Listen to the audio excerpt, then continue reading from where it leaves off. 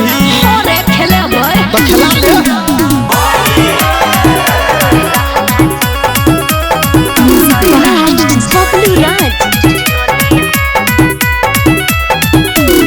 राज होली में ससुरा जब ककरा से रंग लगे बही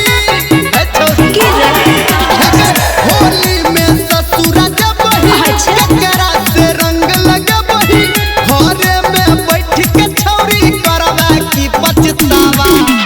फगुआ के जखने छौरा बहतै पछिया हगा अच्छा रहतै लहंगा चोली हमर अपने मरदावा सारा रहतै लहंगा चोली हमर अपने मरदावा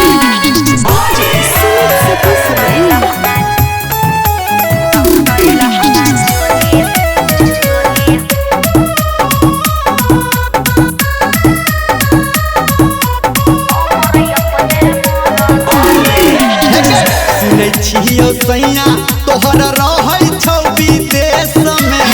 होली खेले सैया हमर आबै छै रे रस में अब कहिया एतै गे सुनै छियो सैया तोहर रहै छौ विदेश में होली खेले सैया हमर आबै छै रे रस में अच्छा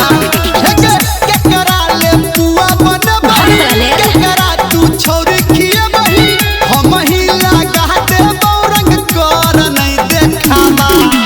फगुआ के जखने छौरा बहतै पछिया बढ़ गेल छै रंगतै लहंगा चोली हमर अपने मरदावा होली है रंगतै लहंगा चोली हमर अपने मरदावा जो जो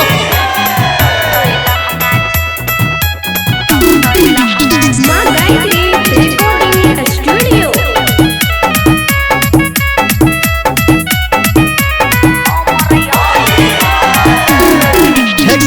हम छी कलर छौरी तू भजो कलर में बाजार खसेबो छौरा तोरा रे नजर में से किया गे हम छी कलर छौरी तू भजो कलर में बाजार खसेबो छौरा तोरा रे नजर में अच्छा के सबसे तू डलबे बही नहीं रे। डीजे संजय से लगबे बही बहुनी रमलिया छौरी कर नहीं तू दावा फगुआ के जखने छौरा बहतै पछिया हवा अच्छा रंगतै लहंगा चोली हमर अपने मरदावा